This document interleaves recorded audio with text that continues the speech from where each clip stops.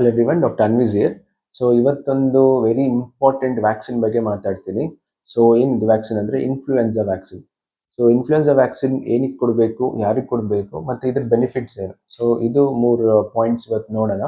So influenza vaccine ಏನಕ್ಕೆ ಕೊಡಬೇಕಂತಂದರೆ, so 80% ಈಗ flu season start ಆಗ್ತಿದೆ. ಸೊ ಇನ್ನು ಜೂನ್, ಜುಲೈ, ಆಗಸ್ಟಲ್ಲಿ ಆದಾಗ ಫ್ಲೂ ಸೀಸನ್ ಸ್ಟಾರ್ಟ್ ಆಗುತ್ತೆ. ಸೊ ಫ್ಲೂ ಸೀಸನಲ್ಲಿ usually viral infection highest viral fever ಬರೋ ಸೀಸನ್ ಅದು.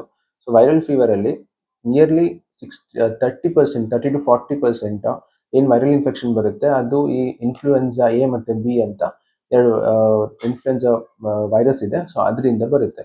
ಸೊ ಏನಕ್ಕೆ ಕೊಡ್ಬೇಕಂತಂದರೆ, ಸೊ ಈ ವ್ಯಾಕ್ಸಿನ್ ಕೊಟ್ಟರೆ ಬೇಬೀಸಲ್ಲಿ ಏನು ಇನ್ಫ್ಲೂಯೆನ್ಸಾ ವೈರಸ್ ಏನು ಕಾಸ್ ಮಾಡುತ್ತೆ, ನಿಮೋನಿಯಾ ಇಲ್ಲ ಮೆನಿಂಜೈಟಿಸು, ಸೊ ಅದು ಪ್ರಿವೆಂಟ್ ಮಾಡೋಕ್ಕೆ ಇದನ್ನ ಕೊಡಬೇಕಾಗುತ್ತೆ. ಸೊ ಅದ್ರ ಸಿವಿಯಾರಿಟಿ ಇದು ಕೊಟ್ಟರೆ ಪ್ರಿವೆಂಟ್ ಆಗುತ್ತೆ. ಸೊ ಅಷ್ಟು ಸೀರಿಯಸ್ ಆಗಿ ಅದು ಎಫೆಕ್ಟ್ ಆಗಲ್ಲ. ಸೊ ಯಾರಿಗೆ ಕೊಡ್ಬೋದು ಅಂತಂದರೆ, 6 months ಮೇಲಿರೋ ಬೇಬೀಸ್ ಎಲ್ಲರೂ ಕೊಡ್ಬೋದು. ಸೊ ಸ್ಟಾರ್ಟಿಂಗ್ 6 months ಕೊಟ್ಟಾಗ ಒಂದು ಮಂತಲ್ಲಿ 1 month ಗ್ಯಾಪಲ್ಲಿ 2 ಡೋಸ್ ಕೊಡಬೇಕು. ಸೊ ಇವತ್ತೊಂದು ಕೊಟ್ಟರೆ 1 month ಆದಮೇಲೆ ಸೆಕೆಂಡ್ ಡೋಸ್ ಕೊಡಬೇಕು. ಸೊ ಅದಾದಮೇಲೆ ಎವ್ರಿ ಸೀಸನ್ ಅಂದರೆ ಎವ್ರಿ ಫ್ಲೂ ಸೀಸನ್ ಬರೋಕ್ಕಿಂತ ಒಂದು 2 months ಮುಂಚೆ ಈ ವ್ಯಾಕ್ಸಿನ್ ಕೊಡ್ಬೋದು.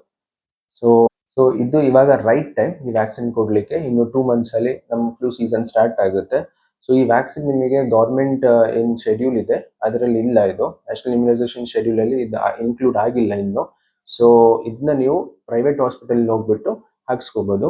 ಸೊ 6 monthsಗಿಂತ ಮೇಲಿರೋ ಬೇಬೀಸ್ ನಿಮ್ಮ ಮನೆಯಲ್ಲಿದೆ ಅಂತಂದರೆ ಇದನ್ನ ಇದು ಈ ವ್ಯಾಕ್ಸಿನೇಷನ್ ತುಂಬ ಇಂಪಾರ್ಟೆಂಟ್, ಹಾಕ್ಸ್ಕೊಳ್ಳಿ.